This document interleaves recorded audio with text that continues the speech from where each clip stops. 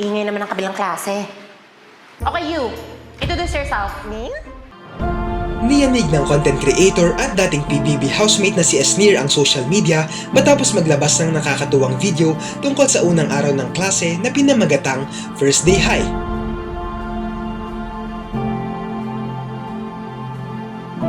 Inilabas niya ito sa YouTube noong June 14 lang pero wala pang isang linggo ay umabot na agad ito ngayon sa 14 million views.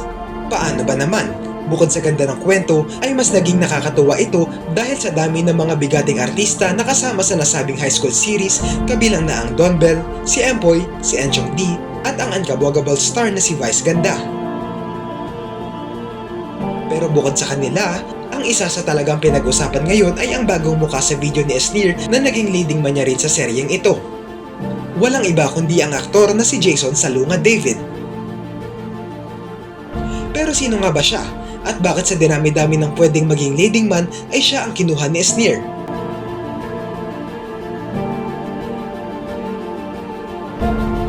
Si Jason David ay isang model at parte rin ng Sparkle Management ng GMA.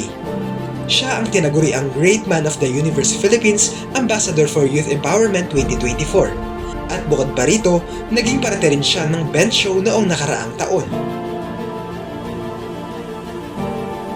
Makikita ang talagang kagustuhan ni Jason na humarap sa publiko at rumampa.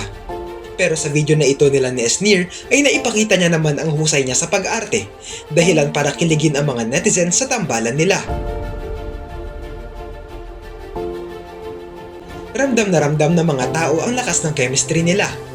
May mga napatanong tuloy kung may something daw ba sa kanila.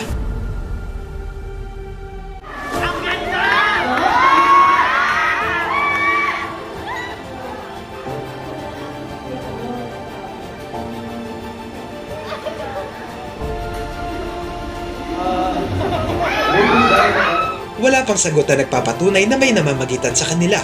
Pero isa lang ang sigurado, masusundan pa ang pagpapakilig nilang ito. Maraming nakaabang sa susunod na ilalabas na content ni Esnir tungkol sa kanilang dalawa. Maraming nakaantabay at handa na muling kiligin sa kung saan pupunta ang storya ng karakter nila sa serye mula sa pagiging academic rival papunta sa pagiging lovers.